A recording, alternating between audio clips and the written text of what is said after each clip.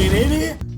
Hey everybody, it's us. It's Riley, Mark, and Jesse from the Cross-Platform Action Squad doing a first podcast together, and it's going to be fun and exciting. Say hello, you guys. Hi. So that was both of them. Fuck. They're both. We're already doing great.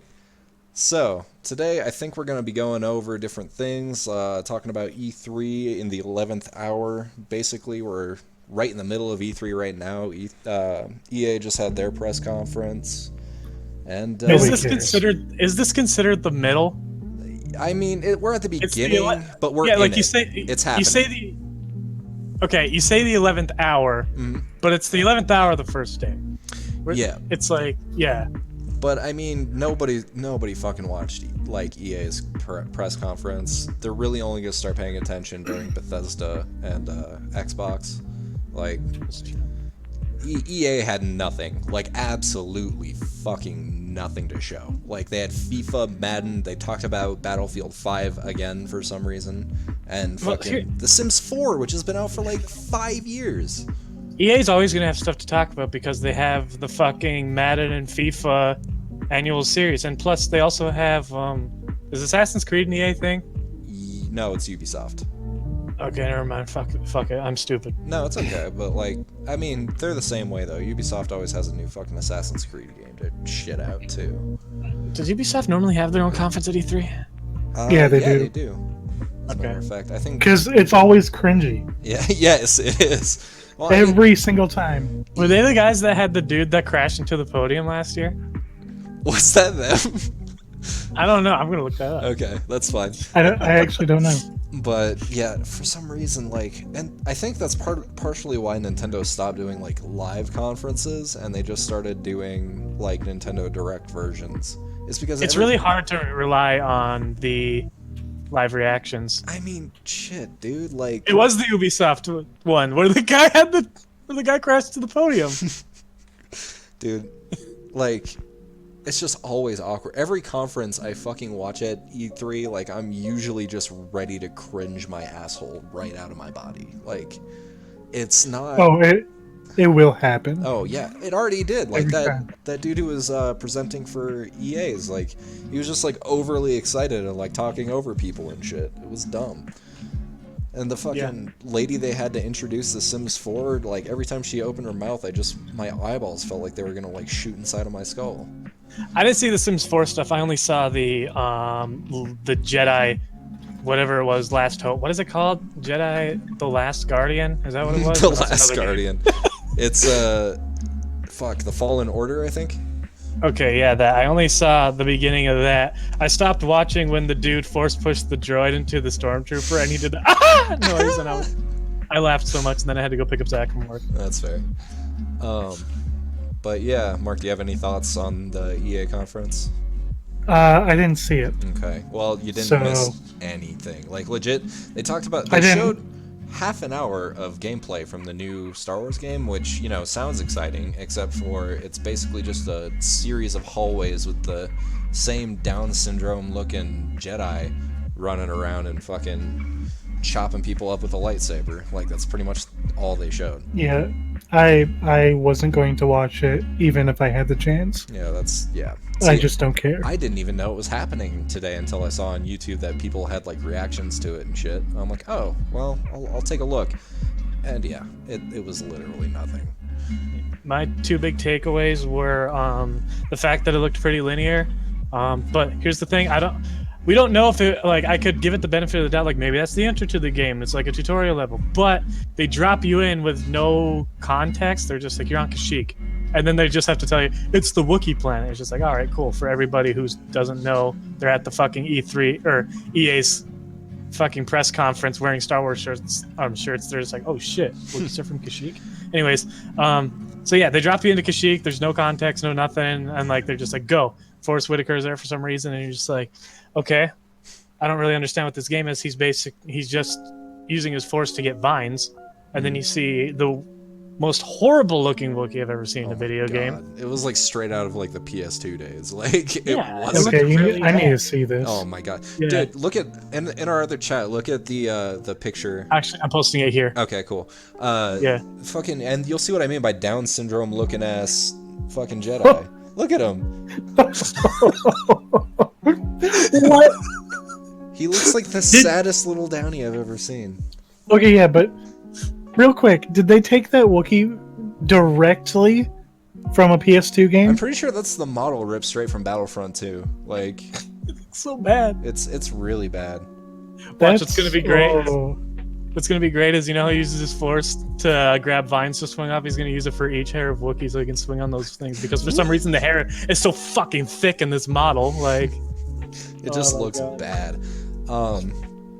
Oh my god. But and I mean, and then you know they went on to talk about Battlefield, which I think Battlefield 5 isn't out yet, right? Is that the new one coming out, or is that the one that just came out? that seems like something we should have researched beforehand. I mean, It was released last year. Battlefield 5. Battlefield 5. Yeah. Okay, then why Yeah. the fuck is it at E3? Why? DLC maybe. Okay, That's how they but keep like, still, like, just fucking put up an ad for it. Like, no one gives a shit. Battlefield 5 didn't even do well. Like, I mean, here's the thing. Being a big Nintendo fanboy, I can't just diss somebody for if they brought a game to E3 that we've already seen. I mean, that's Because fair, I Nintendo guess. does that. Nintendo does that a lot. But seriously, though, I mean, this isn't Nintendo saying that they're porting it. This is EA, who have constantly been bringing this game, and it's already been out, and they're still talking about it. It's like they're not even porting it anywhere. It's just like, why are you bringing it back? And then, of course, they have Madden and FIFA and, I don't think they brought 2K. I think it was just Madden and FIFA. And then The Sims 4. And that was their whole conference. They managed to stretch out those, like, 4 or 5 games into 2.5 hours of talking about them.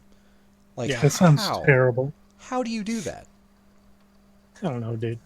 Anyways, I think that we're kind of beating a dead horse by saying that we're not a big fan of EA. I think true. that we should just move on. Sure, yeah. Let's see here. O'Reilly, what would you like to talk about? Well, since this video is going to come out after it's already happened, so we can talk about Microsoft predictions right now. Sure, why not? We'll just compare and contrast to see if we were right or not. I know Mark wanted to say something about the new console. Yeah, so they talked about the console last E3. Okay. Or they may have mentioned about it, and they're like, "Oh yeah, you think the Xbox One X is good? This thing's gonna suck your dick and print money." Is this the Project Scorpio thing? I thought No, that was the a- One X. No, that was the Xbox One S, or maybe it was the One X. Wow. Anyways, this is a real either way. issue. Yeah, Xbox has this really bad problem of just like releasing the same thing but slightly different. And meanwhile, Anyways. they port all their games to PC anyway. Yeah. Yeah. So, the Xbox One. So I've heard at least I watched like a Computex. I think that was the most recent technology conference.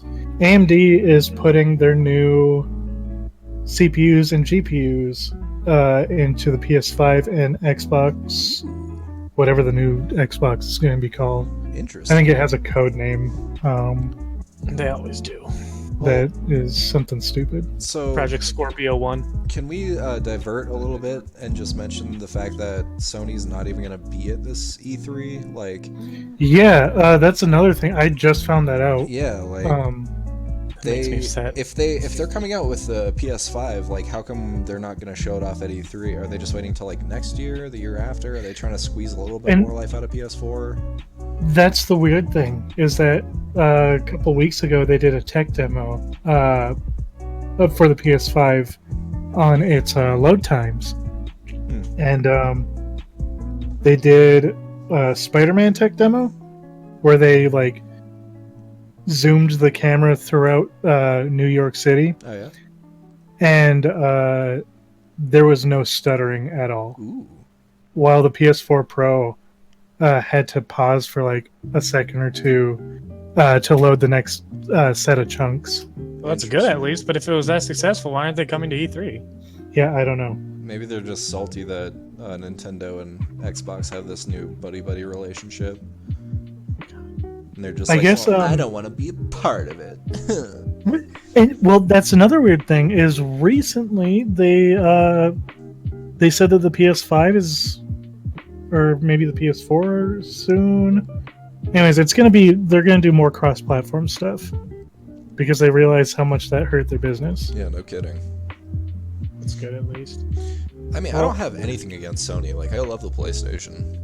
I play my PS4 all the fucking time, but like, yeah, my PS4 is just sitting there waiting for Ape Escape 4. But do you want to talk about that, Riley? Do you want to get that off your chest right now? Well, okay, so I'm a bit upset that Sony's not there, because if Sony's not there, then that means Ape Escape 4 isn't going to be there. Now, I know in the history of E3, Ape Escape 4 has never been there, but I'm sitting here, and Jesse, you were talking to me about it the other day. So there's this big old fucking wave of remakes from the old PlayStation era coming back, like with CTR, Medieval, Spyro just came out. They had the Crash trilogy that came out. Final Fantasy VII is getting remade, which Squeenix is going to be talking about. And it's just like, all right, this is the perfect opportunity for them to bring a new Ape Escape into this. Can I stop you real quick? So the Final Fantasy VII remake has been in production for like the past decade. So yes, did they actually come out and say that they're going to talk about it at this E3 at this conference? So here's the thing. You watched their latest trailer? I haven't. For Final Fantasy. So their latest trailer, this came out like I think last month. It showed a lot of the opening where they bombed the reactor and stuff like that. Cloud first meets Aerith and all that stuff, all that good shit. If you look in the description of the video, it says more info to come in June. I don't know where else they'd do it. They'd throw us information in June other than E3 at Squeenix's panel or Sony's panel. Fair. I wasn't up on that, but yeah. I hope they get Cloud's character right and they don't just turn him into the edgy fucking Advent Children version of Cloud. Because like the original Cloud was super funny. He had like all these dumb one-liners and stuff. It was great. Like the original Cloud sucked. I don't know what you're talking about. What are you talking about? He was great. They just watched essentially like the end of a city or something like that, like some sort of cataclysmic event, and his next line is like, "Let's giddy up." Like, that's fucking hilarious. Okay, no.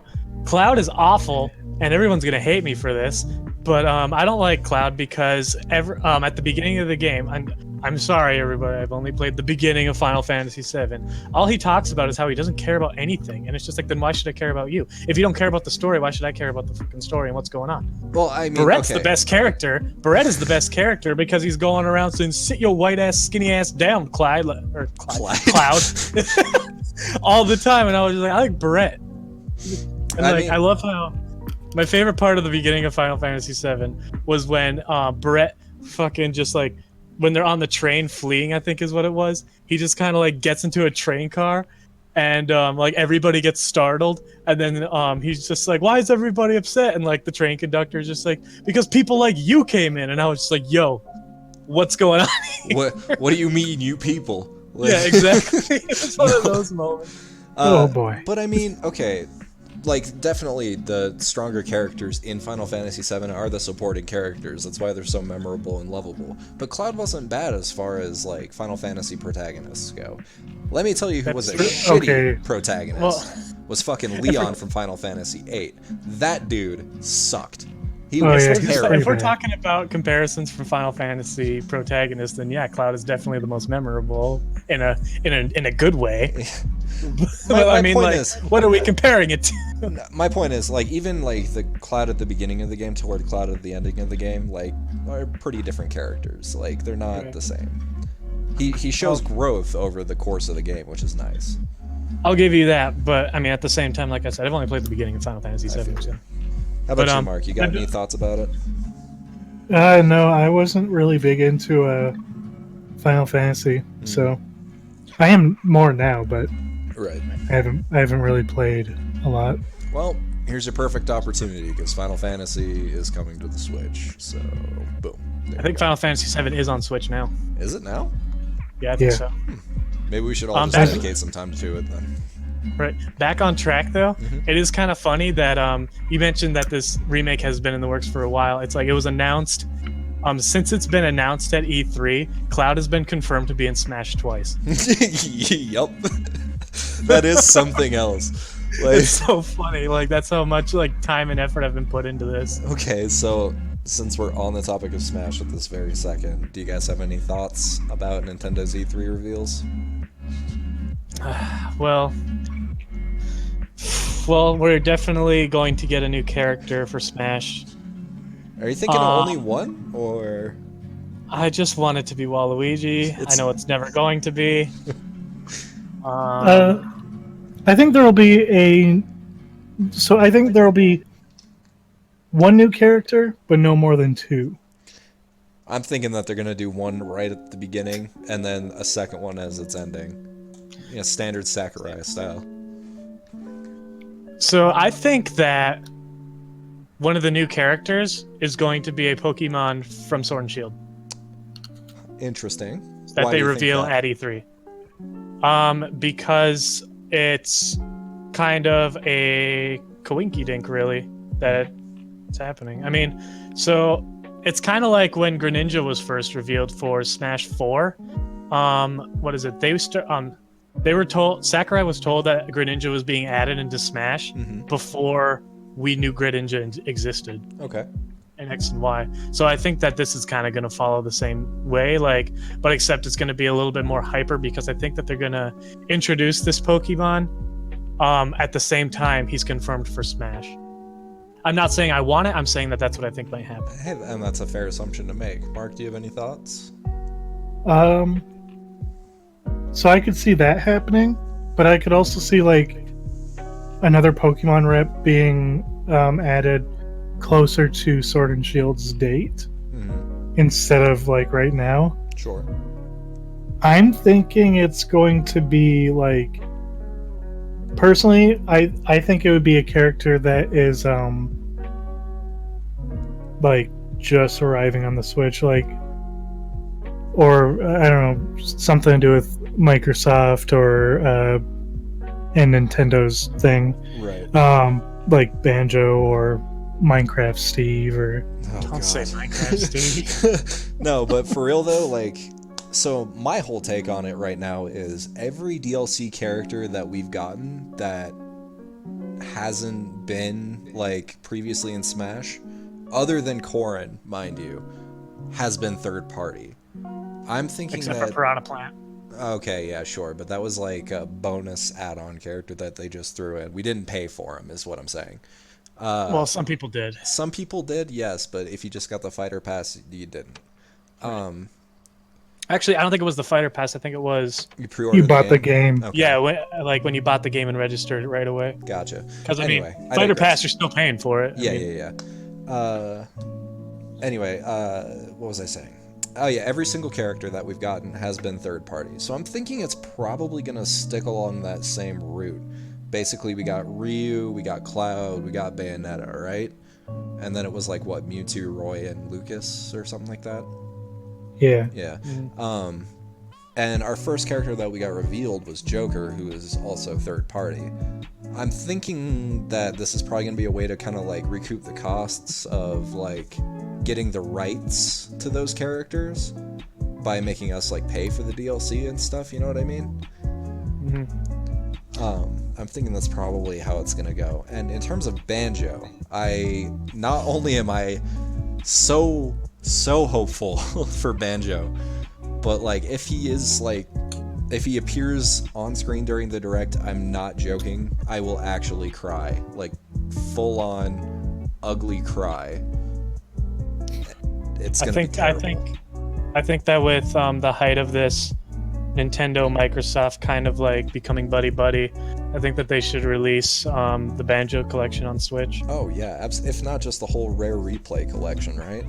I think that a lot of the Rare Replay deserves to be on the Switch. I do too. Like, why the hell not? You know, like I want to play fucking Banjo-Tooie without any fucking frame lag, and like, I want to play Conquer. I want to play Conquer multiplayer on the Switch. Oh my God, that'd be yes. sick, dude. And some Teddy's Yes. Deathmatch, hell yeah, dude. Dude, that would bring me so back. The game is ass if you've ever tried to play it now, but I feel like with the Switch controllers, I think it could be better. Yeah, Yeah. 100% agreed. But yeah, I'd probably actually cry from the nostalgia if I play that. I'm not gonna lie. I love the Conquer old school and multiplayer. Speaking of almost crying during a direct, that last direct we had where they revealed that they were re-releasing Rune Factory on the Switch. Like, oh yeah, I would love a release date for Rune Factory 4. dude, or Rune Factory, because Rune Factory 5 is in development, and that series has been dead, like confirmed dead since the studio closed down. And I just, man, I got so emotional, I almost actually cried. I was excited, man. Yeah, Still no, am. I mean, you should. Yeah. I'm trying to look up if there is a release date for it on the Switch, There but they just isn't keep yet. coming up with the. Okay, so there isn't. So No, there's not. trust me, I would be on top of that shit. It keeps coming out saying it's just like it was released in 2012. I was like, no, you idiot. If people listening aren't familiar, Rune Factory is a Harvest Moon-like game that features like monster taming and combat. It's pretty fun. I would say, But it it's one of still my shares favorite that best RPGs. mechanic in Harvest Moon where you can marry your wife. Oh, absolutely. Hell, you can marry somebody. You can date everybody all at the same time, and they don't even say anything. It's pretty nice. Some quality programming. You think that's going to stay in Rune Factory 5? Man, I just hope you can marry your husbando in Rune Factory 5. Because you couldn't. Kind of like in 4. My Time at Portia, where you can just marry any of the bachelors or bachelorettes. Yeah, or Stardew Valley, where you can do that. Yeah, that's true. You can legit turn people gay. Like, Yeah. It's My Time at Portia or My Time at Porty. I don't fucking know. yeah, Porsche, Portia, whatever. Who cares? Right. Both But excellent anyways, back to that. I think that Banjo is a very strong contender for being in Smash right now. If he's not in, I'm gonna kill myself. There, I said it. It's there. Okay, and we'll post the video of Jesse killing himself. Exactly. We'll live stream it. It'll be great. It'll be pretty fun. Face reveal. Yeah, there you go. But yeah, I think that Minecraft Steve does not have enough character to be. I think that Piranha Plant has way more character than Minecraft Steve to be in fucking Smash. 100%. I think that Minecraft is enough to have a level, and that's it. Well, no. What I was gonna say is 100% calling it now. He's gonna be a fucking like me costume if he's in at all. Like, I think that like just the standard like not even standard, the diamond armor that you constantly see people in, like that could be. I mean, hell, they'd probably make I could see them making the creeper and assist trophy. Like, sure, that could be a possibility. Yeah, like just easy stuff like that. that'd be a really dumb one too. It'd be like a fucking explosive crate that chases you around and shit. That'd be scary. Speaking of Nintendo, you guys excited to see Doug Bowser in his first E3 as Nintendo's president? Yes, I guess. I mean, why not? Considering he's gonna be a meme. Actually, I am. Nintendo posted on their Facebook, Doug, getting ready for E3. It shows him looking at some Bowser Jr. t-shirts. He's picking out Bowser socks and stuff. He's really getting hyped for it, and I'm hoping that he's good. I'm hoping that he's as memeable as Reggie, as cringy as that sounds. Reggie was super fun to quote. Reggie was just a great guy. He was just a fun guy. Well, like, he was life's little delight. It was awesome. Every appearance he made, we had a meme for. Exactly. Yeah. And I mean, he even reached out to like internet like creators and like did stuff with them. Like the Fizamech was Mega 64 was behind that or something like that. Yeah. That was pretty cool. He had an interview with Pro Jared, rest in peace. Oh man. If I had $1 for every time I cheated on my wife. Yeah. No comment. But anyways, I think that the best way for Doug Bowser to introduce himself is the first thing he does is confirm Mother 3 in the north or in the west. That would be great. Could you imagine? I would die. Could you imagine? Oh my god, that'd be hilarious. Oh man. But yeah, is there anything else you guys are thinking about seeing at Nintendo's E3? I would like a release date.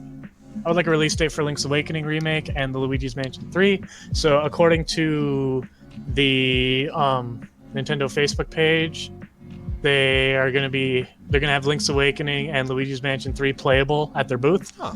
So I think that because Ooh. they're gonna have playable demos, then we're definitely in line for a release date this year. I mean, yeah, I could see that 100%. Honestly, if they just like sat down and just had a list of release dates for us, I'd probably leave happy just knowing when I can get into Animal Crossing, Luigi's Mansion, all that other crap. Oh yeah, we need to get an update on Animal Crossing. We haven't had dick for an Animal Crossing update. What would you guys? Malia would love that shit. Yeah, what would you guys like to see in the new Animal Crossing? Well, being a big Harvest Moon fan, I'd like marriage. You want to marry your little furry waifus? Yeah. Oh boy. Okay. No, that actually might not fit with Animal Crossing. Honestly, that'd be kind of stupid. Unless it's like marriage to other people playing. Okay. But then that's kind of more of like an MMO standpoint, really. Yeah, you're right. Yeah. I don't think marriage would actually fit in Animal Crossing. I don't think. But I'm not the biggest Animal Crossing fan, really. I played the first one and it was fine, but I never really played New Leaf for any of it. And I've always, like I said, I always liked Harvest Moon more. So. How about you, Mark? What you got for us?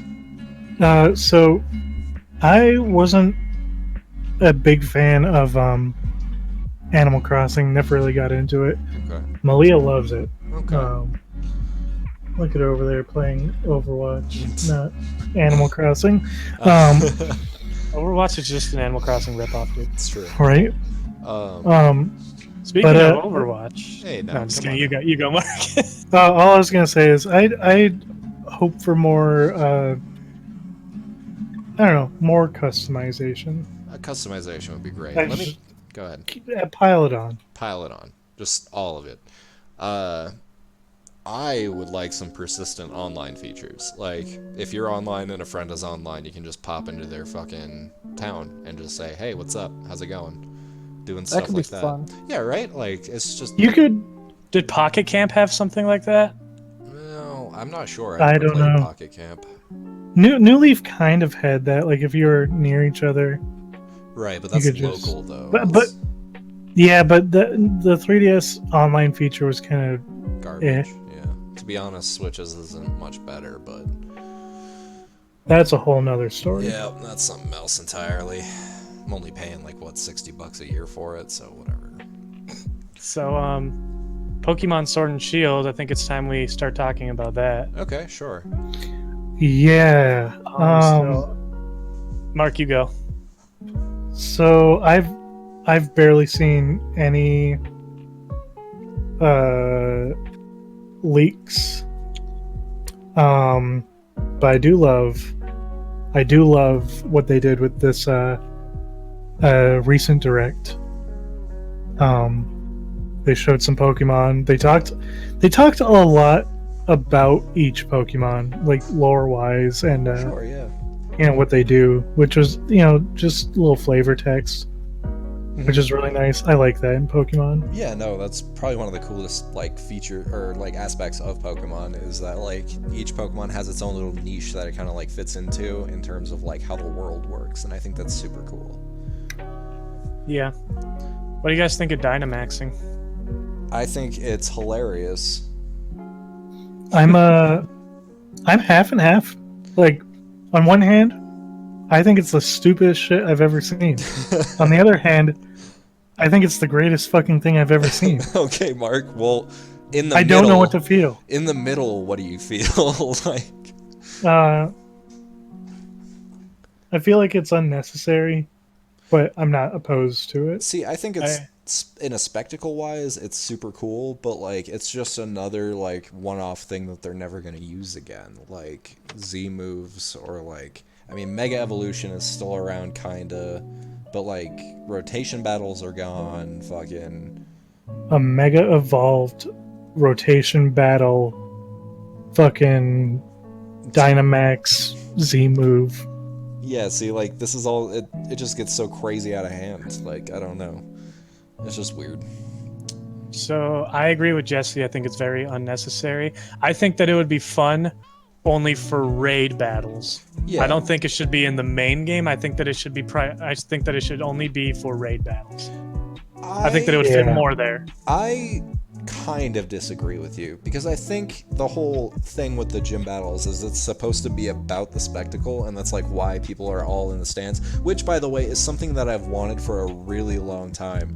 Ever since you've seen the first episode of Pokemon, you're just like, why can't I battle in a stadium with thousands of people watching me and millions more watching at home, you know? Did you notice that they even had little rotoms like with TV cameras like rotating around the screen? Dude. That's so cool. That's such a nice touch.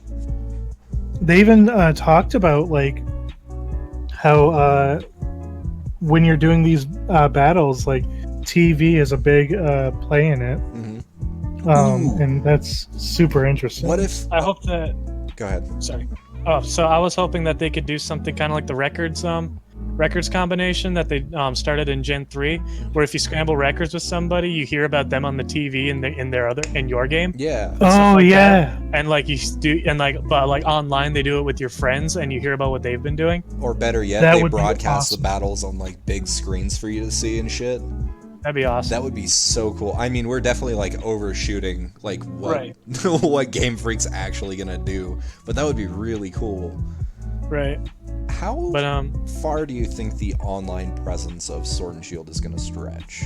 I think the raid battles and nothing else. You really think that's it? Well, not nothing. It's I think it's gonna be the raid battles and then just what Pokemon has been doing, where you can connect to friends to battle and trade and stuff like that. You don't think it's gonna be like a persistent online thing or anything?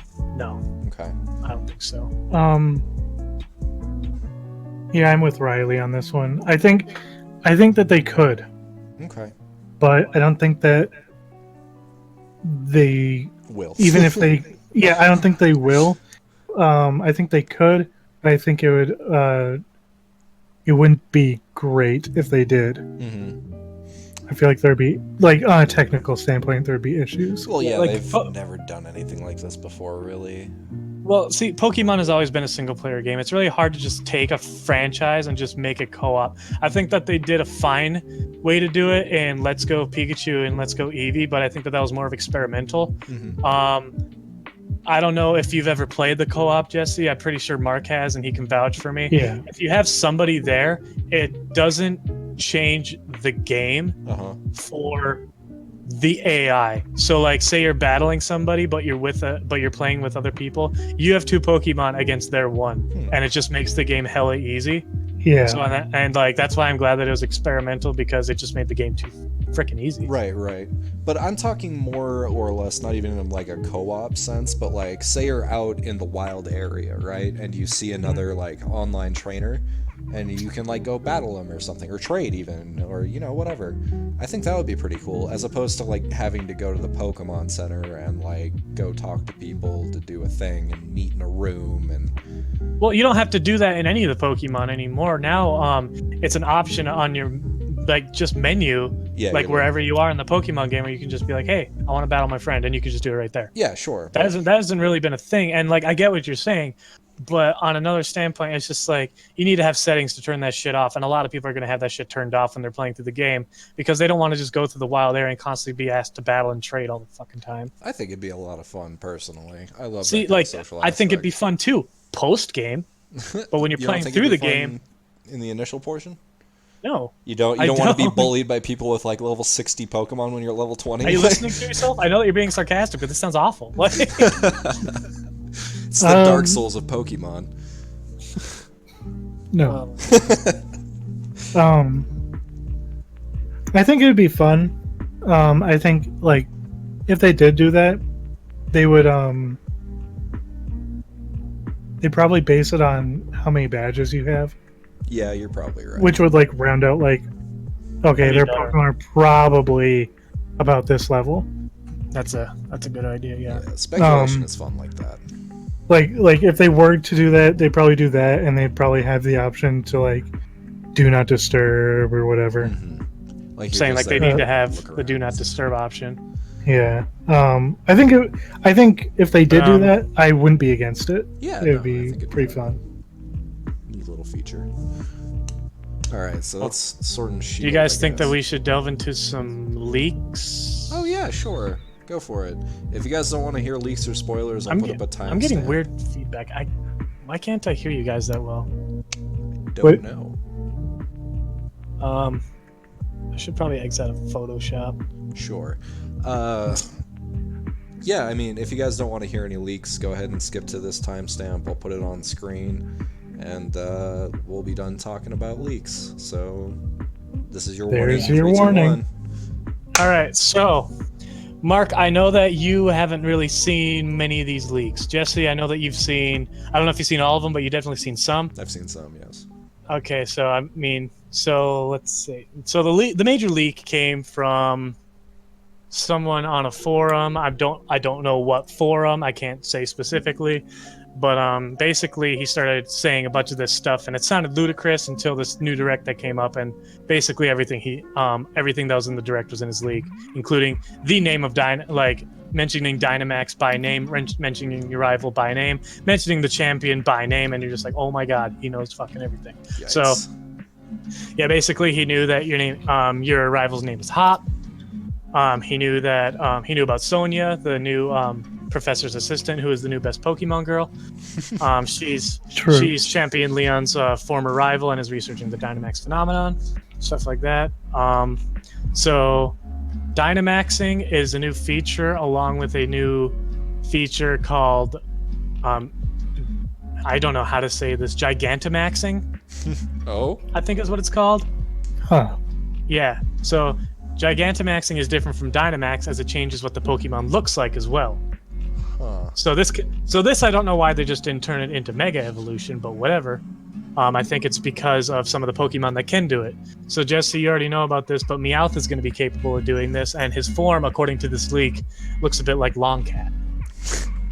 See, that just sounds like a fucking joke. It sounds stupid, yes, but it's in this leak that has stuff that's right. Okay. You know? I don't know how I feel about that.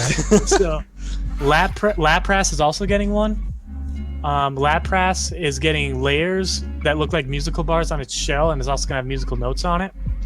That's cute. Which is interesting. I never really thought of Lapras as a musical Pokemon, but I guess that its cries in the show kind of make it like that. Well, it can. I mean, Perish.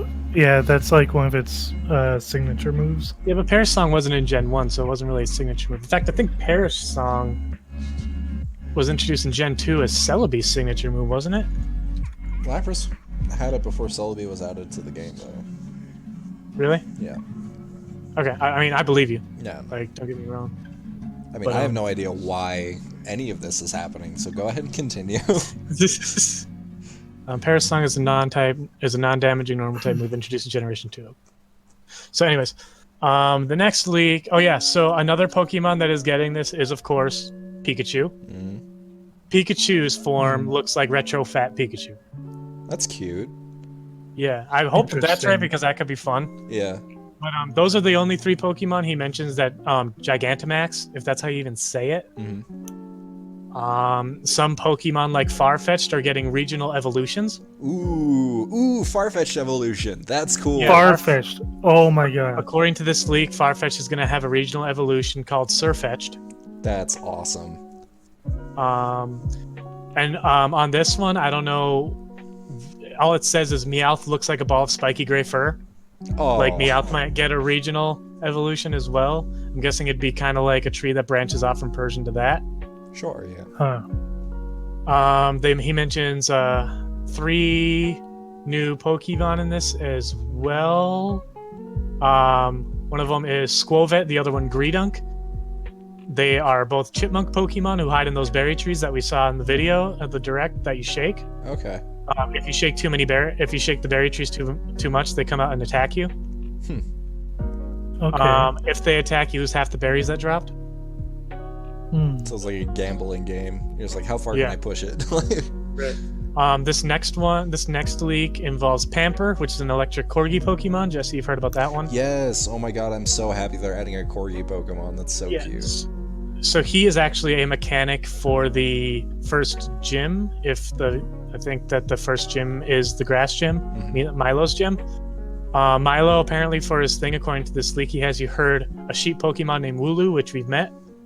But Pamper, the electric corgi Pokemon, will startle them and send them rolling elsewhere. So it sounds like you're going to be against Pamper, the electric corgi Pokemon, when hurting these Wooloos. Interesting. There is a water type gym, and the gym leader is named Nessa. They have you running through a maze where water blocks the way. I'm assuming that this is where we'll meet Lapras's Gigantamax form. Shit, if the second gym has us fighting, I don't know if it's the second. I don't know if it's the second gym. Oh, okay, that's it doesn't say if it's the second gym. All right. But it does say that the first gyms are Milo, Nessa, a gym leader named Kaboo, and a gym leader named Opal. Opal is the fourth gym, so Nessa could either be the second or third, probably second. Maybe it isn't Lapras, who knows? The fourth gym is a fairy type gym led by an actress named Opal. It says the first fairy type gym. We had a fairy type gym in Gen 6, right? So that's false. Yeah. So, anyways, Nessa has you running through a maze where water blocks the way. Kaboo. They don't mention what type Kaboo is. Kaboo requires you to catch Pokemon and get 5 points. You have to be in a party battle with another trainer who's also trying to catch it. I don't know what that means. It might be an online thing. If it is, that sucks. That reminds me of what Mabinogi did for Gen 2, where you had to find people. Oh yeah, the ideal looks. Yeah. Oh, anyways, we're not talking about Mabinogi right now. That's so anyways, the fairy type gym, they don't say what you do for that. Okay. To go back on that second person thing, I think somebody stated somewhere. I'll have to find it, but the Dynamax, like in the Wildlands thing, if you cannot find real people to do these raids with, it will substitute a CPU. Okay. It's kind of so. Nice. Well, at least you're not waiting the whole time. Yeah. Okay. So this is a bit of a downside. I don't know if you guys got it from the direct, but Pokemon will not walk beside you in the overworld map. Yeah. It's unfortunate. Yeah. It is, but I mean, you know, who knows? They could add it. Even though they totally have the ability to. Oh yeah, I mean they have overworld sprites for every Pokemon. Right. So, yeah, I don't know why they're taking it out. That's stupid to me. Maybe it was interfering with some of the mechanics. Who knows? Yeah, could be. Here's another one that's interesting. Camping is how you play with your Pokemon now, kind of like Pokemon Me, I'm assuming. You'll get 2 toys, a feather toy and a toy Pokeball. It can raise friendship. You can make curry, which will raise stats and friendliness. Oh, that's cool. That's interesting. I like that. Life making curry all the time. Well, they have to keep adding ways for you to play with your Pokemon because of the way they make you evolve Eevee into Sylveon. Yeah, exactly. Yeah, there's definitely a real purpose for it. Yeah. Right. So and it's cute. Like that's the main reason, though. Honestly, I kind of like Pokemon Me. I'm not gonna lie. It helps you a lot in the single player, where it's like if you're paralyzed, and you guys can call me a fucking casual if you want. When your Pokemon naturally gets rid of paralysis, that's fucking awesome. Okay. Yeah. Eat my ass if you think that that's fucking bad. Like, seriously. Anyways, next one, Scorbunny will have fighting moves, but is pure fighter, is what it says. I don't know what that means. If it's a pure fighting type, that doesn't sound like a starter to me. It can't. I don't think he's going to be a pure fighting type because his name is Scorbunny. Yeah, that's weird. He evolves into a Pokemon named Raboot. But according to this leak, he doesn't remember the final evolution, except that it looks like a fighter and it looks humanoid. That's what I got. I mean, based on his bunny look, it wasn't like the fucking pull-out method where they were just like, oh yeah, look at Litten, and then all of a sudden he turns into a Incineroar, and you're just like, oh fuck, what the hell damn is it. This? To be fair, he was Darkfire, right? He was Darkfire. Okay. Sobble becomes Sezile. And then Inteleon, a chameleon with a spy theme. This is who I think might be the new Smash fighter. Another water starter? Yeah. Unless you think it'll be Grookey. So Grookey will end up as a giant gorilla that beats a wood drum to attack. It sounds like a clone of Donkey Kong. Yeah. You know, Echo Fighter status. Let's go. So actually, I would like that. Yeah, right? That'd be dope. Yeah, Donkey Kong doesn't have an Echo Fighter. Why not? Screw it. So and then the leak ends with there's a lot I'm missing, but I wasn't planning on leaking until now. I'm angry and upset, and while I liked what I saw, I didn't get too far. So that's all there is for the leak. Okay, So cool. do you guys want to talk about anything about the leak or no?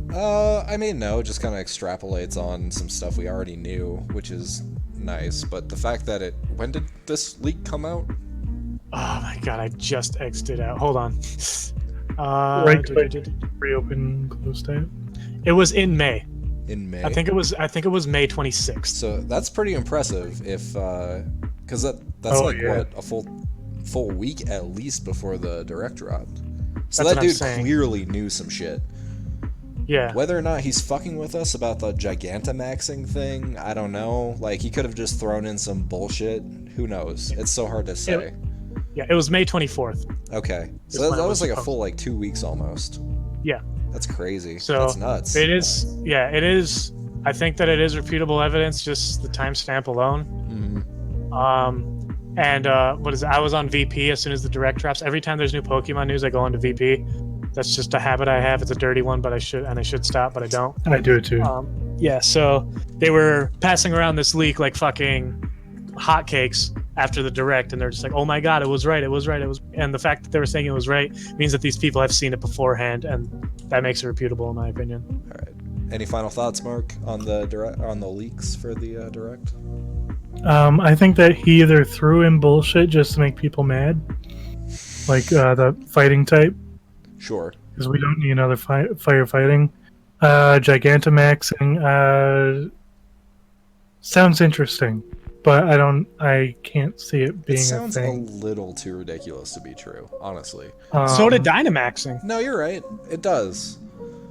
But I think this one really pushes, like, why would you introduce two, albeit similar mechanics, but two mechanics nonetheless? like that are basically the same but slightly different.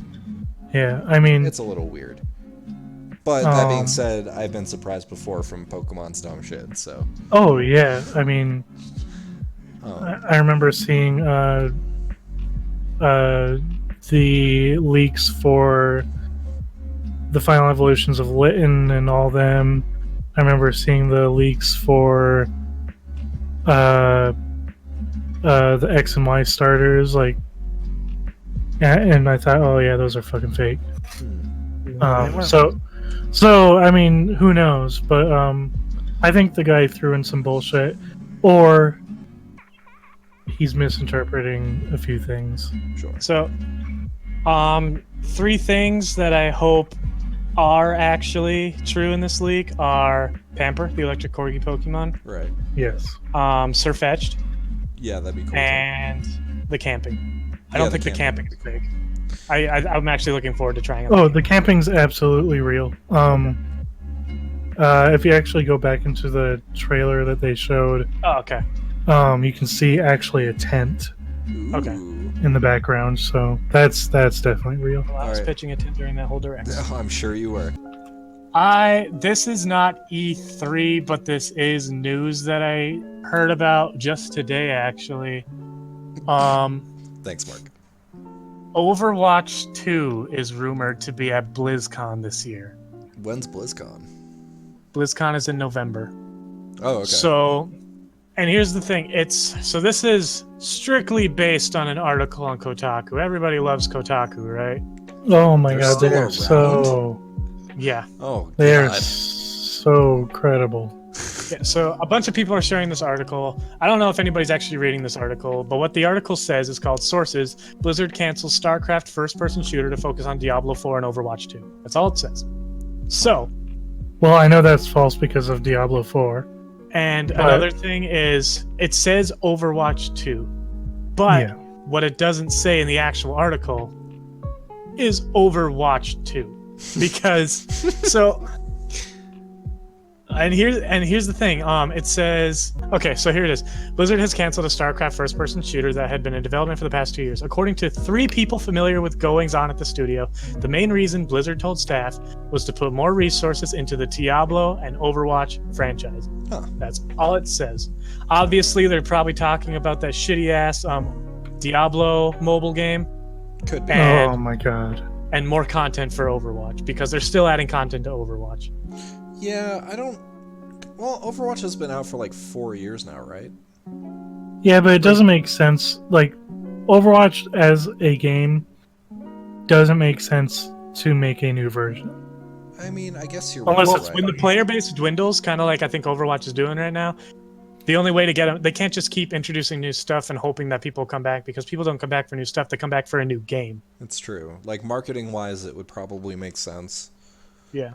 But I don't know if I agree with those, like... I don't know if I agree with that, like, way of approaching the situation, you know? Yeah. Either way, like I said, that's BlizzCon. This is different. It was just something that caught my eye today. I just want everyone to know that Blizzard hasn't said anything about Overwatch 2 or Diablo 4. They just said that they're going to work on the franchises. That's it. Huh. Well, that's interesting, I guess. Right. Also, there's a part of this article that says both of those games will be key parts of Blizzard's strategy in the years to come. We reported extensively on Diablo 4, codenamed Fernet or Fenris, whatever it's called, late last year. Well, we've heard about Overwatch 2 or whatever it winds up being called in parentheses. So clearly nobody's ever said Overwatch 2. Is that I'll have a large PvE element. A couple of Blizzard people have compared it to Left 4 Dead. So this just sounds like a new mode for Overwatch. Or maybe like an expansion on Overwatch. Okay. That's all it sounds. I'd be down for an expansion. Yeah. Well, speaking of Blizzards, everybody, how about that Icewind Dale remake on Switch, hey? That's pretty cool. Everybody. You can talk all you want about this. I haven't, and everybody's gonna hate me for this. I have not played Baldur's Gate 1 or 2. I have never played Neverwinter Nights. I have never played Planescape Torment. I have never played Icewind Dale. I mean, I've never played any of these games. I've never played Planescape Torment, but I've played the shit out of Baldur's Gate 1 and 2, Neverwinter Nights, and Icewind Dale. I love those games. They are And that's awesome that they're coming to Switch. Yeah. I have never played them.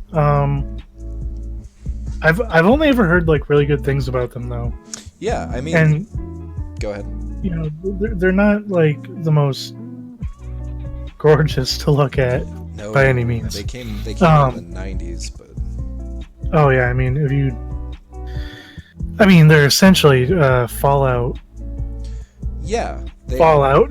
They are basically like Fallout. Like that. It's just, you know, set in the D&D world, and I mean, I'm pretty sure all of them are based off of AD&D, because I don't think version 3 came out until the mid 2000s. But yeah. Anyway, that aside, the games have some of the best quest lines and storytelling I've ever seen in video games. And beyond that, like, I just have a really good time with strategic action RPGs like Baldur's Gate. I have bought the first 2 Baldur's Gate games twice on PC and twice on my phone since they've been announced. That's so funny. They're so old that phones can run them. Yeah, I know. Like, honestly, like, when I was in tech school, like, I played the shit out of Baldur's Gate on my phone. But now that it's coming to Switch, I just have another excuse to buy all of them all over again and waste even more of my money. But if you guys ever wanted to like play like Neverwinter Nights, like they have a really good like online option that we could all just like get in on and like run through some dungeons and just have a good time. I was thinking about picking up these games because I mean I like to play D&D. I don't play video games that often, but I mean, like, I'll play these. Yeah, like you know, I want to give them a shot. Like, you know, you can actually make your own character in Baldur's Gate and then play. No, I'm not really sure how the online works with Baldur's Gate 1, but like, I'm pretty sure you can play with other people, like using your own characters. I might be wrong on that though. I mean, we'll see. Neverwinter Nights, you definitely can use your own characters. I know that much. That's cool. Yeah. I just really like D&D based video games. I think that they're well done. Oh yeah. No, definitely. I mean, there are ones that aren't that great. I can't think of any off the top of my head, but I'm sure they exist. One thing I do have to talk about before we move on from this subject, though, is the new trailer that just dropped for Baldur's Gate 3 that had me shit my fucking pants. Like, did you guys watch it? I've seen it. Oh No, my I didn't god. see it. You need to look it up, but it's great. Like this it starts and it just like pans up in the streets of Baldur's Gate. There's just tons of dead guards everywhere. This dude comes stumbling out from an alleyway and he's all fucked up and he just starts coughing up blood and teeth, and then he just turns into a fucking illithid. He turns into a fucking mind flayer. Like mind flayers are some of my favorite D&D enemies, like, of all time. I fucking love mind flayers, and I'm so excited. Geez. This CG is actually decent. Yeah, right? Dude, it looks so cool. Oh man, it's like a less than a minute long, but holy shit if I'm not the most hype I've ever been. Like, I am very excited. Speaking of trailers, did you guys watch the trailer for the games coming to the Switch? No. I don't know why, but one of the games they used footage, like it's all gameplay footage, obviously. I mean, but like fucking one of the clips that they used was like somebody and his party just like running into a couch, and like it looks like he gets stuck for a little bit, and I'm just like, why'd you use that in the fucking trailer? It just looked kind of silly, and I was just like, oh, this is making me want to play this game. But not for real. I've always been interested in Baldur's Gate. I've never actually played it. We should. But I have played. Yeah, that's actually a good idea. But I have. So I really like playing board games, and I've played Betrayal at Baldur's Gate. Betrayal at House on the Hill is actually one of my favorite board games. Fuck yeah. They have a Baldur's Gate version. It's set in Baldur's Gate, and I've played it a couple times, and I love it. And that's basically my only time playing Baldur's Gate was during that board game. Look at Baldur's Gate kind of like a really fucked up New York. That's pretty much what it is. Like, so like Fallout, like well, I mean, like, except not the West or not the East, but the West. Yeah, sure. Fallout was. I mean, yeah, Fallout was. I think Baldur's Gate's actually New along York is the east. south of the Sword Coast, if I'm not mistaken. I'd have to look up on that to be sure, but I'm pretty sure it's in the south. But anyway, it's basically just a really big corrupt city full of monsters at every corner, pretty much. Gotcha. It's not a good place to live. Unless you're very rich, then it's okay. Well, there you go. But I mean, really, everywhere's nice to live if you're rich. That's kind of my point. But yeah, anyway, we'll move on from that. Even though I'm pretty sure people would only want to hear us talk in a podcast about D&D, but we'll move on. Yeah. So you have a couple of things listed here, like Back 4 Blood and Iceborne. What are those about? So Back 4 Blood is, if anybody's a fan of Left 4 Dead, this is Turtle Rock's new game that they're developing. That's kind of a spiritual successor to Left 4 Dead. I don't know if it's going to be at E3 this year, but it'd be nice to see something. I mean, and I'm speaking for all of us because I'm pretty sure this is accurate. We've all been fans of Left 4 Dead ever since the first one came out. Oh yeah. Definitely. And the fact that Turtle Rock wants to kind of revisit kind of like the formula. They obviously can't revisit the series because of Valve. Right. But the fact that they want to make another game as a spiritual successor, I'm all for it. That's really all I can talk about for Back 4 Blood, because we haven't really heard a lot of other things about it. Well, here's hoping we hear it during the PC conference. Is there a PC conference this year? I have no idea. Yes, Okay, there is. Cool. Well, hopefully we hear from them during it. Yeah, that'd be awesome. One thing that we do know about it, it's not going to have any of the Left 4 Dead characters for obvious reasons, and it doesn't take place in the same universe. I mean, that's fine, whatever. I think it doesn't take place in the same universe. I might be wrong on that, but still, don't expect it to. That's fair. Another thing coming out, Excuse me. we actually just got a trailer for it a couple days ago, a new one, Iceborne, which is the Monster Hunter World expansion. Oh that's yeah. what it is. Okay. So everybody who is a fan of Monster Hunter knows that a Monster Hunter game is not complete without an ice map. This, of course, comes with the Tigrex, everyone's favorite. I fucking hate the Tigrex. Yeah. That's super annoying. I'm also a gunner, so I mean that might explain it.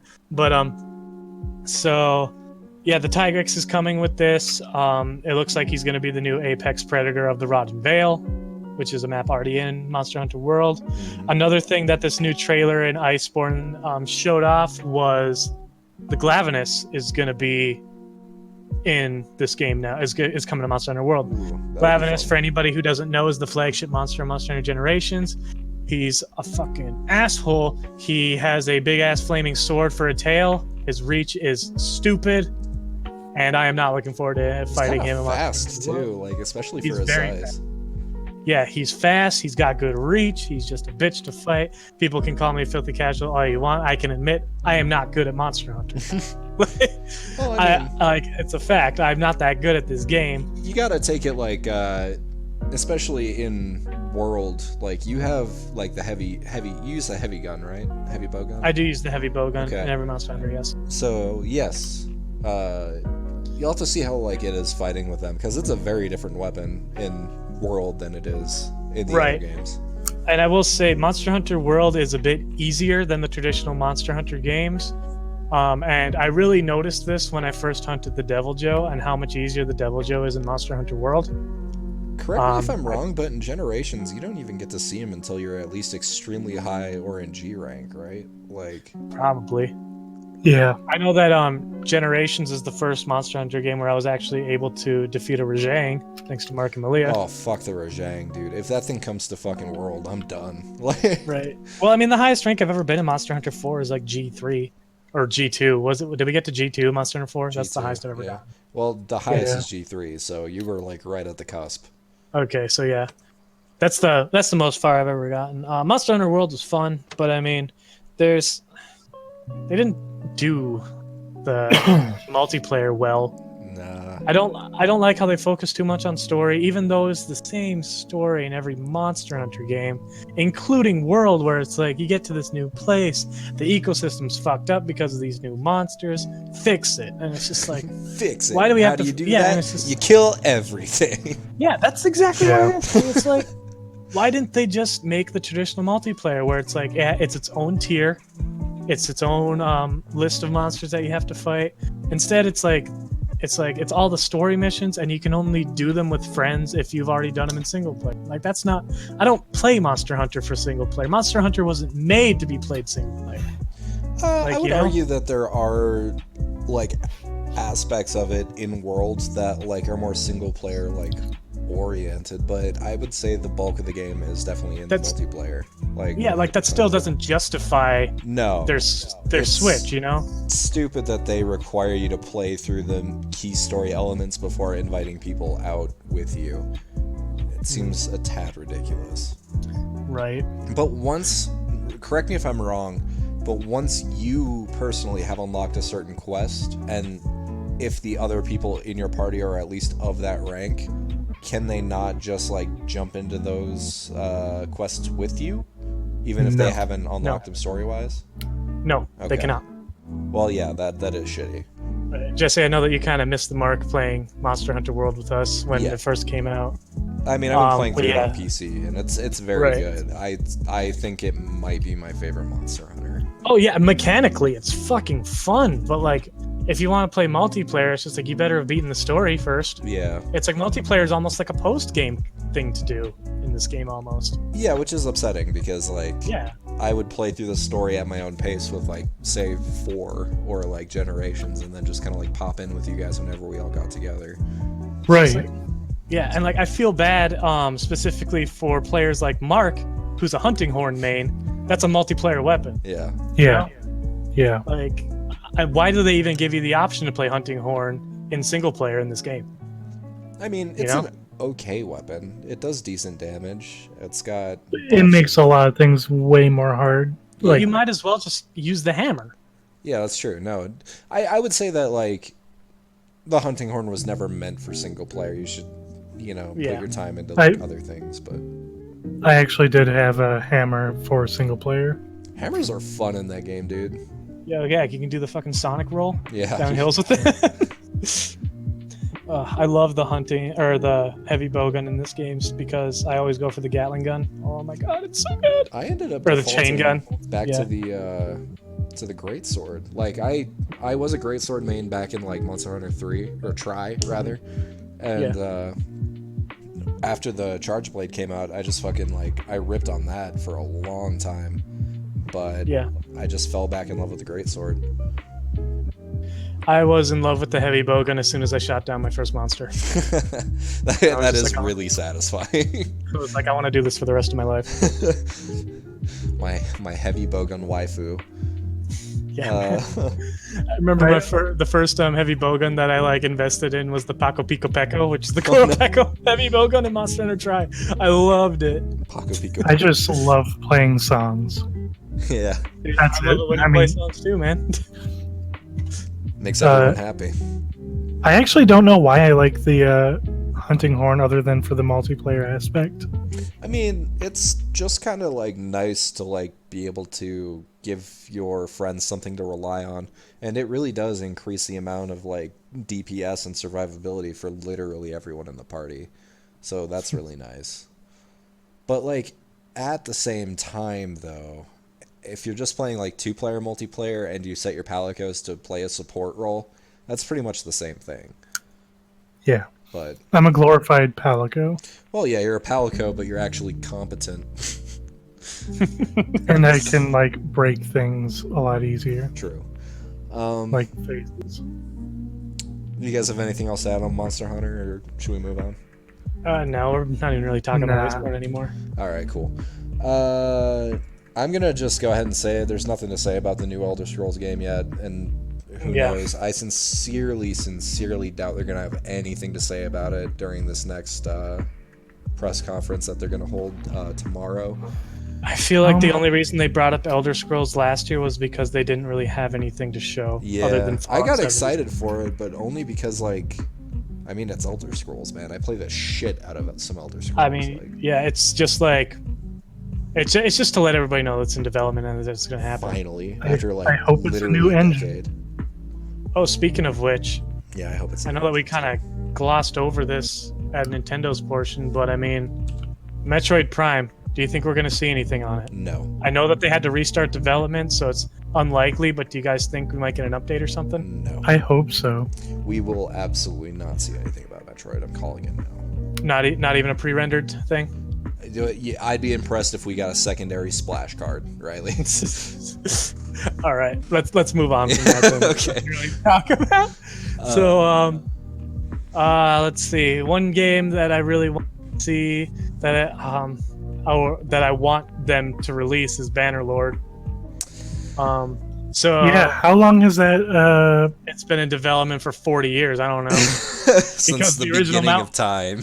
Yeah, because the last Mountain Blade feels like it's 40 years old. It looks like it's 40 years old. Yeah, I love the Mountain Blade series. I'm a diehard fan of the Mountain Blade series, but like, god damn, I just want them to release this game. Like at some point, it's just like you want them to take their time. You want them to put all the time and effort they can in a game. But at some point, you have to just be like, okay, you've worked on it long enough. Just show us what you got. Give us an update at least. Like they update us a lot, but it's like always like minuscule things. Just like, yo, check out how the roof looks on this thatched roof cottage, and it's just like I don't care about this. Like.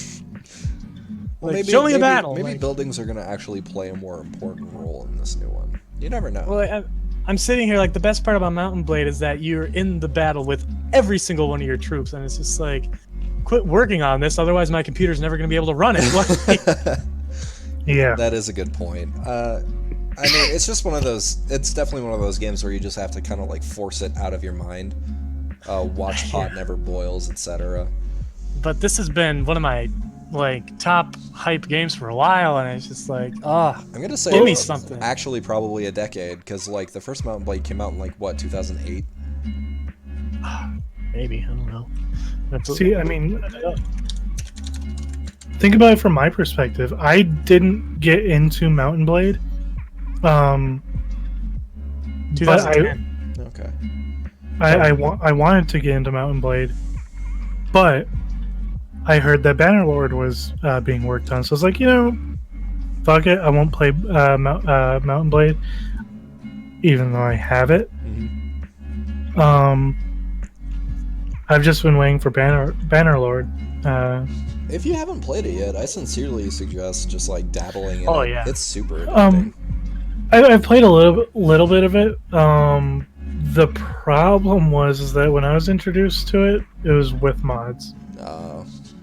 And we could never get them working all at the same time. Gotcha. Yeah. Well, I mean, the first time I played the original Mountain Blade was with the Star Wars Conquest mod. Ooh, I love that and mod. like, yeah, I couldn't stop playing it. But like, And then I went into Warband. The vanilla game was still good, you know? And like I loved it, like, and not only that, but Mountain Blade Warband, it's such an easy game to mod. I even have a mod that I've been working on just like every now and then, where I'm basically turning all the factions into like Pokemon types and stuff like that. And yeah, I'm just kind of like dabbling. Should we post that like on our Discord when you have that finished, just in case people want to try it out? If I finish it, sure. I mean, all right. You guys know what it's like for me making Pokemon mods, but like, keep an eye out for that one, kids. Yeah. No, it's just like, what is it? It'll release before Bannerlord, hopefully. Yeah, probably. No doubt. But yeah, what is it? There's 6 factions of Mountain Blade, so I turn them into Grass, Water, Fire, Normal, Electric, and Rock. And it's like they're led by like Celebi, Manaphy, Victini, Diancie, Meloda, and what was the electric one? I think the electric one was Pikachu. Yeah, just because that would actually, yeah, I think it was Pikachu and Eevee ran the normal faction just because. But yeah, and basically they all just it's still people, mind you. I'm not gonna be a furry and import the Pokemon models, but like because that's too much work, and God forbid I do any work. But all their armor is basically this matches their types. Like one of the units in the grass faction is like Roselia, so their armor is like purple and green because they're and stuff like that. Interesting. But yeah, like I said, Mountain Blade's pretty easy to mod, so I was just kind of like fucking around. Cool. Yeah.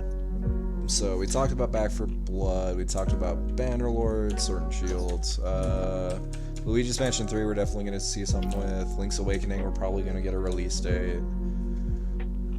So really what we can talk about right now is Death Stranding. Yeah, holy fuck. What the fuck is there to talk about, though? Like, it's so far... What is it? Well, what we know about it, it's a game where you play as Norman Reedus, and you're a pack mule for people. You are UPS. Yeah, you're ground-based walking UPS, like... With a baby, but the funny part is... The funny part is, we're excited about it, though. At least I am. I don't think I am. It's because it's a technical marvel. Yeah, because it's Hideo Kojima, right? Don't get me wrong. It looks pretty, but I mean, man, it just looks so up its own ass and confusing. Like, I don't know. Well, here's the thing. Hideo Kojima always considered video games to be art, and he wants to make it art. So, I mean, art is always up your own asshole whenever you're talking about the art. I mean, I think you're right. I think Kojima's probably a little artistic, if you know what I'm saying.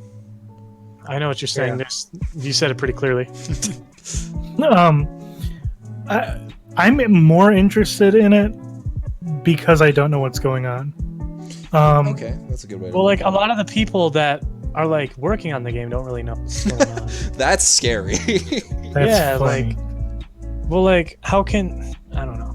If, like, if your team doesn't understand your vision, how are you going to know? Like, how are you confident that your vision is going to sink in to other people, you know? I'm, like, 35% sure Kojima's just bullshitting as he goes along. He doesn't actually know what's happening.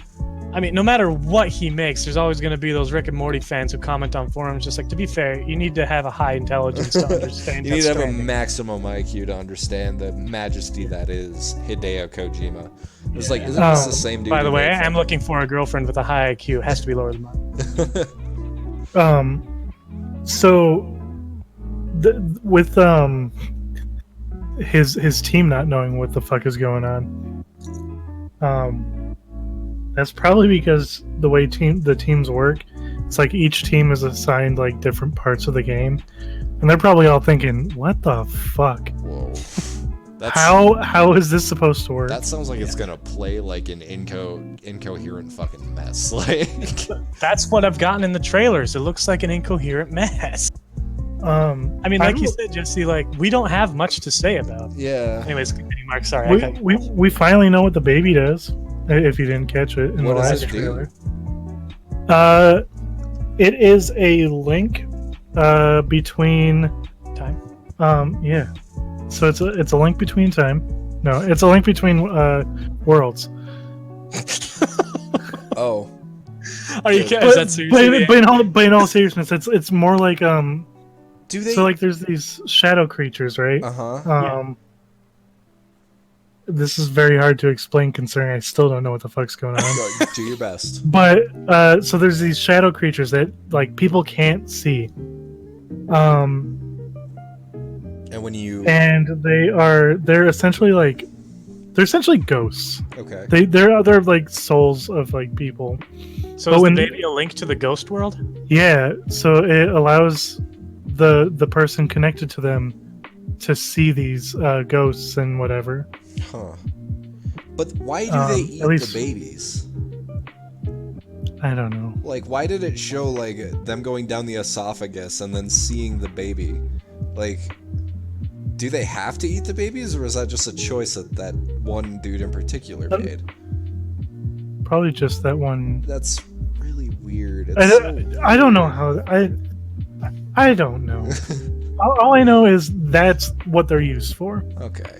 Well, that's Norman Reedus and the magical time traveling fetus, or world traveling fetus. world traveling fetus. Do you think Norman Reedus eats babies in real life? No. No. I don't know. The lines are so blurred. Like, Hideo But- Kojima's can we talk about the initial trailer, like, really quick? Like, the first trailer that was ever shown off? And how it was just Yeah, that was naked Norman fucking- Reedus crawling on a fucking beach full of crabs? Like, what the fuck was that There was about? like dead crabs and dead whales, and like there was people flying above them, and he just started crying.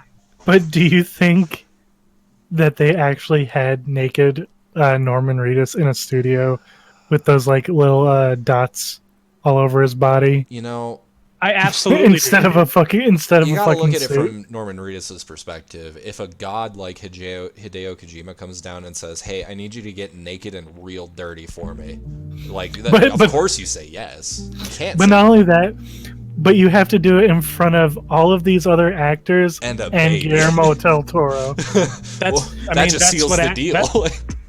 actors do that though. Like Guillermo they're del based Toro wants you to get naked in front of him. I'd do Why? it. Because he Yeah. because he does. Actually, that's what's Guillermo really del interesting. Toro, too. Okay, so I find this interesting that Hideo Kojima got Norman Reedus and Guillermo del Toro to both get in on this project, but not necessarily for like Guillermo del Toro's like visions or anything, but because he just likes him. I mean, that's pretty cool. Like- Like, That's what he did with Norman Reedus too, didn't he? Yeah, but I mean, at least Norman Reedus is an actor. Guillermo del Toro is a director. Yeah. is Guillermo del Toro also in the game? I hope he is. Yes, he is. He is? Yeah. In the most recent trailer, they showed his. Wait, is he the old fat guy that was in that trailer?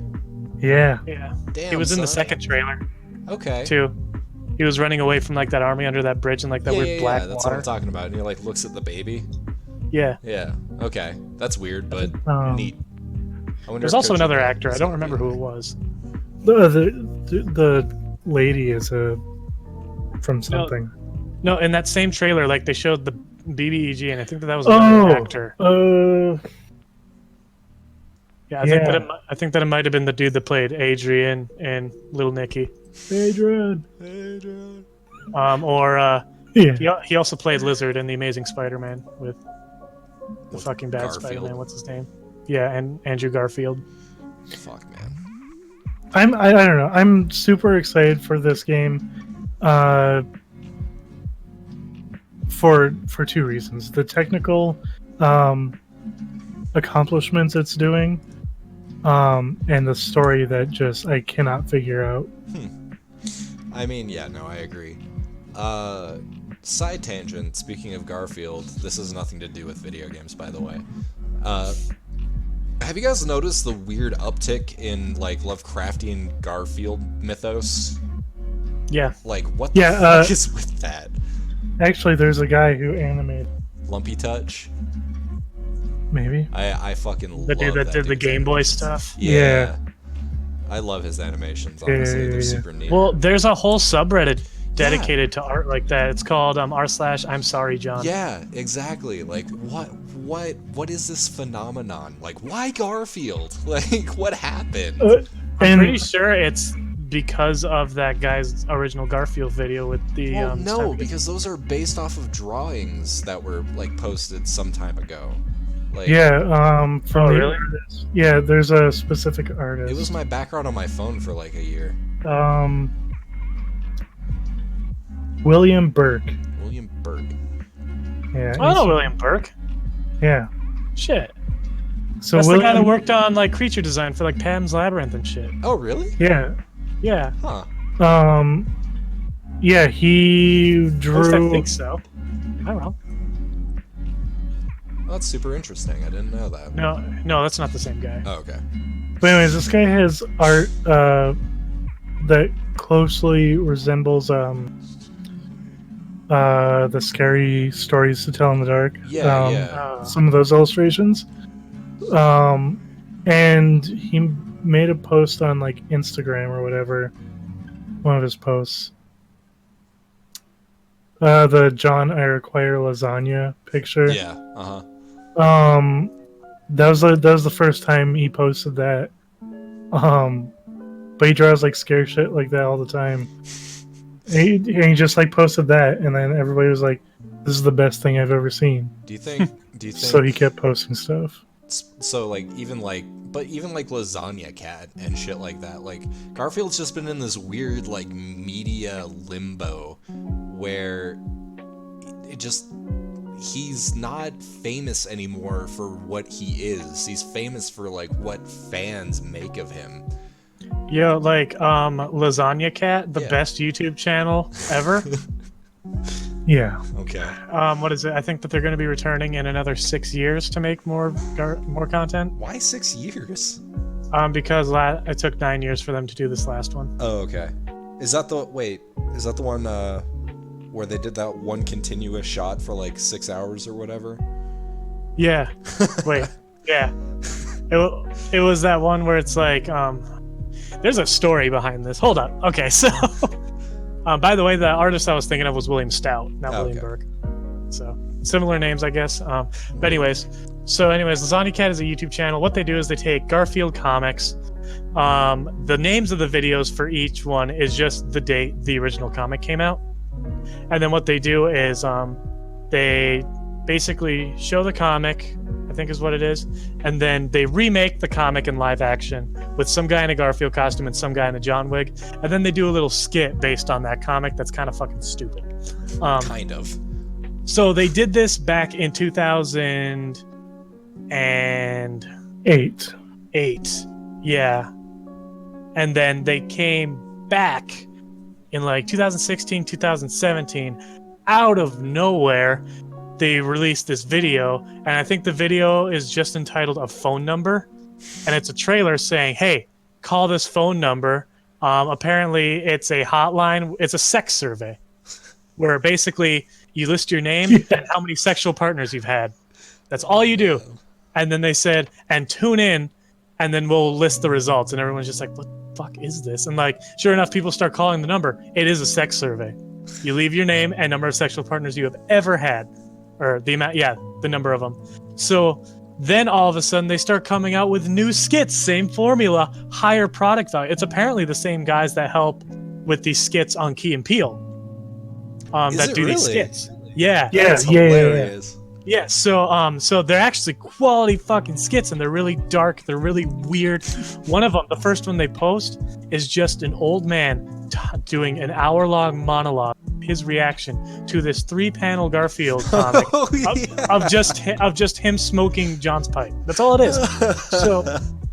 So once they're done posting all these skits, they post the results of the sex survey. And now what this is an extremely long video of all of the sex survey results. It is 4 hours and 40 minutes. I'm looking at it now. Okay. And so basically it's just a continuous loop of either John, Garfield, or Odie reading the paper. It's a loop. It loops between the 3 characters. And while they're reading the paper, they hear a knock at the door. They answer it. It's a mannequin dressed up in a different outfit every time. And it's a recording of every single person that took that sex survey result. So it's just like they open it up. It's just like Roger 4 or something like that. And then as soon as they're done talking, it cuts and they turned that encounter between the character and that mannequin into a 3-person panel in the newspaper the next character is reading, and they keep repeating it and repeating it and repeating it for 4 hours and like 30 minutes, and then the rest of the skit is this really dark thing of like, don't spoil John it. Just in case anyone wants to see it, don't spoil it. Okay, but there is nudity and there is a naked penis. I will just warn you about that. But anyways, yeah. Trigger warning, naked men. Yeah, it is weird. Oh man. It is the best phenomenon on YouTube. If you have never heard of Lasagna Cat, check them out and please subscribe to them because this is the best YouTube channel. This is the best channel on the platform. Like, I will say that. It's more fascinating than it is entertaining. Yeah, no, for and real. It's damn entertaining. Like, straight up shout out to Lasagna Cat. Go subscribe to those guys. For all like 4 or 5 of you that are actually going to watch this, let alone the 2 or 3 that are going to watch an hour and a half into this, by all means, please do subscribe to Lasagna Cat. Oh yeah, also one of the videos entitled 10/20/1984, where they rip off of Miami Vice or whatever it is. They actually have Justin Roiland singing "In the Air Tonight" in the background. That's pretty good. They got the real Justin Roiland to sing "In the Air Tonight" for the background of that video. Yeah, no, the deep lore in that series is like crazy. They have like separate YouTube channels for Garfield and Odie when they like were doing this weird like anime action battle in live action. Oh yeah. Yeah, that was super funny. Should we talk about how we gonna do like a recording of a live stream of that movie that your old supervisor was in? Okay, so this is an idea that I want to do. Mm-hmm. I guess that we're done talking about E3, yeah? Yeah, so, no, we're done talking about E3. Okay, so as I don't know if anybody knows, if a lot of you know this, I used to be in the Air Force. I recently got out back in November. Yeah, right. So when I was in the Air Force, I had a supervisor. I'm not gonna say his name. I might do it in the review, but he used to live in Los Angeles. He's a big movie buff, all that good stuff. Him and his friends ended up making a movie once. Nobody's ever heard of this because it was never really released. There's only one copy known to man, and I happen to have it. It is a Matrix. It is a Matrix. It's not even a parody. It's not a parody because they wanted it to be serious. It is a Matrix ripoff, and it is the cringiest and edgiest thing I have ever seen. And it's so good. My goal for this is for us to do a legit review of this movie so that everybody knows what they're missing, and then maybe perhaps post the entire video somewhere. I have already gotten the blessing from my supervisor. That was, not only did he help make this movie, he stars in it. He's not the main character, but he is a main character. He's not the main character. He's the antagonist, right? Yeah, he's the main antagonist. He's not Neo. He's Mr. Smith. Yeah. Well, oh boy. Forgive me for saying this, but he is an aging, overweight Mr. Smith. Yeah. He and this video is as incredible as it is cringy. Horrifying. It's horrifying. The special effects aren't terrible, to be fair, for the budget. The budget of like however $0. much the camera costs. Yeah. Oh man. So yeah, this little gem is called Antioch. Which, by the way, is a city in Tennessee. Also, nobody knows why it's called Antioch. My supervisor asked the main star of it, who's the guy who named it, wrote it, directed it, edited it, all that stuff. I think, if I remember correctly, he asked him why it's called Antioch, and the dude was just like, "It's just a cool word." And I was just like, "Oh my god." So yeah, I just want everybody to know that I am planning on doing a legit review of this movie involving everybody on the channel, hopefully. And oh boy, this is So Jesse, have you seen it? I have, and it's pretty good. So yeah, I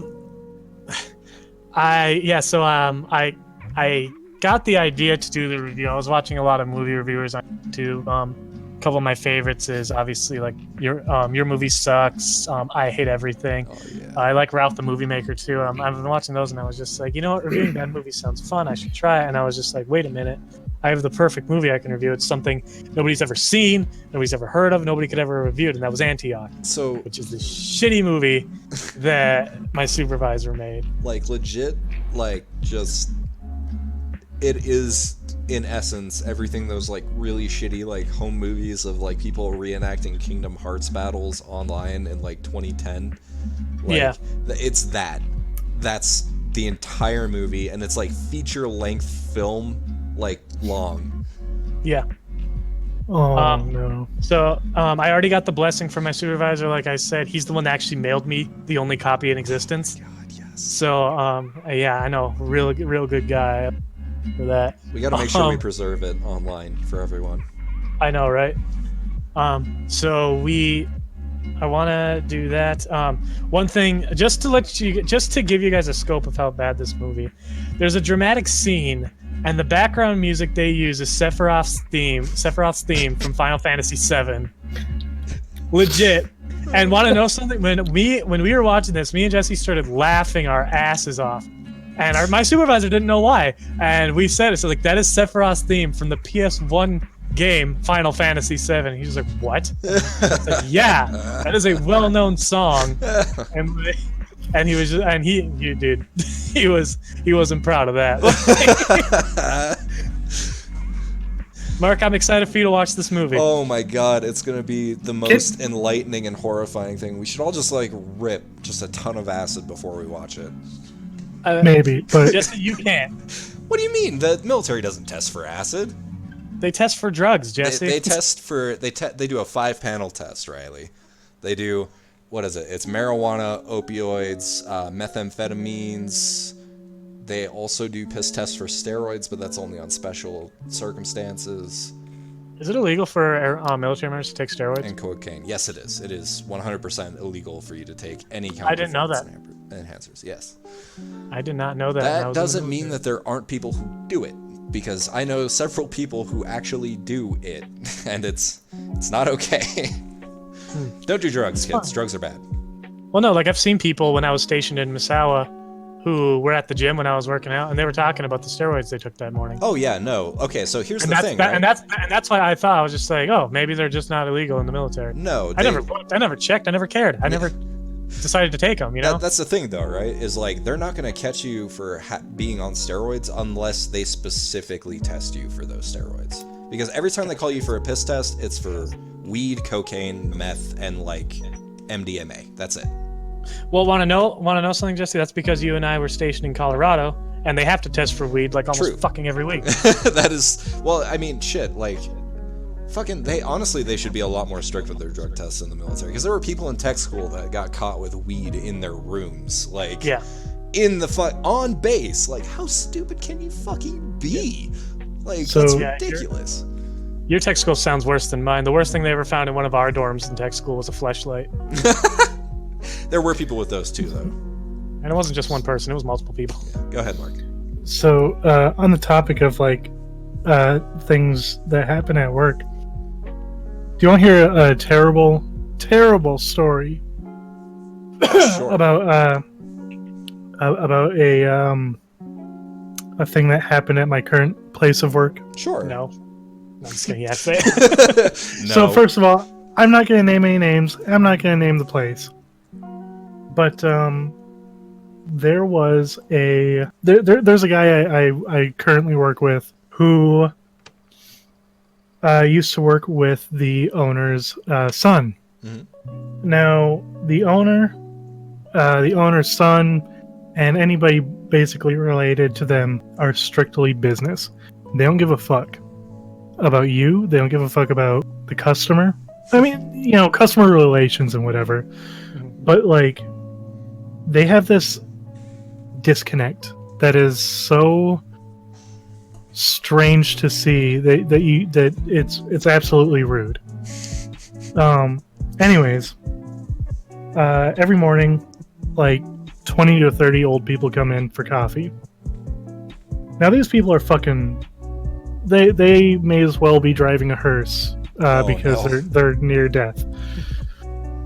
This guy still comes in today, but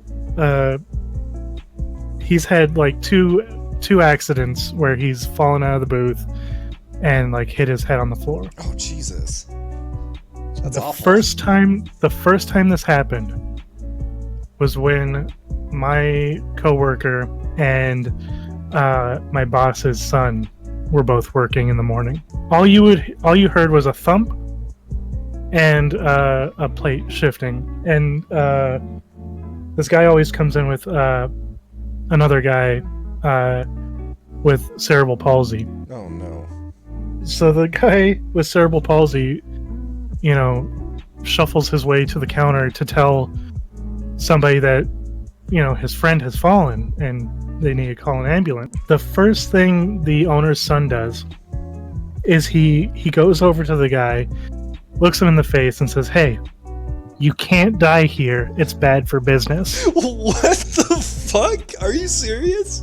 I'm dead serious. Hey, I know you're like old and you just cracked your head on our fucking shitty tile floor, but Yeah. Can you wait to die till you're off our property?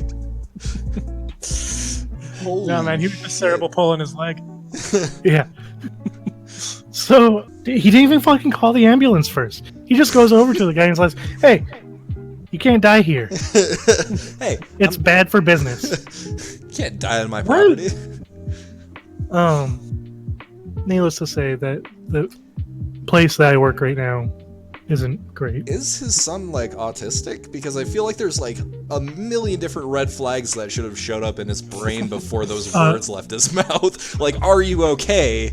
Or the ambulance is coming. Like, literally anything else. Like, So yes, her son is autistic. Oh, okay. But not that son. oh, okay. Different son.